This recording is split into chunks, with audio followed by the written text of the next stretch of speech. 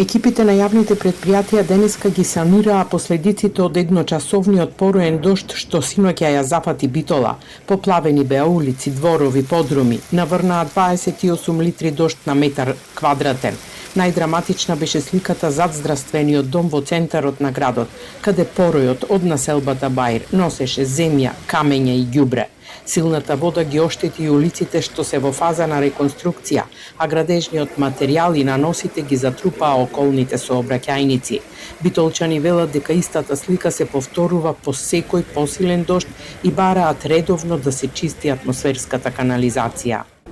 Шахти треба надлежните да си поминат, да си проверат кај нема, да земат да изчистат водата. Тоа е природа. Али должни се тие после вакви случаи, а не да гледаме по Иван Милутиновиќ, не се врви со кола. По Иван Милутиновиќ, значи горе негде, како да кажам сега, да се изразам на Бајро. И таму има шахти, треба да се проверат сега, да не префрла негде преку ни водата и слегва во градот. Поплави оти се тесни, тие канализационата мрежа е тесна, не е како што треба.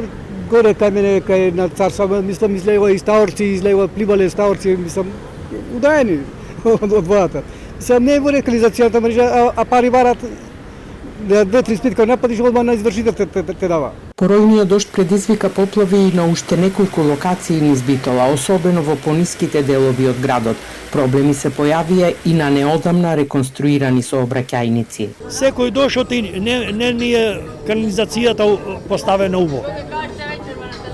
Два пати има правено улицата Дебарска према Бихач, може едно 15 квадрати ако има турено ново, од кој направија, па се крена асфалто, денес почна, дојдо да видат, да почна да прат. Шо е то? Катастрофа е да помините.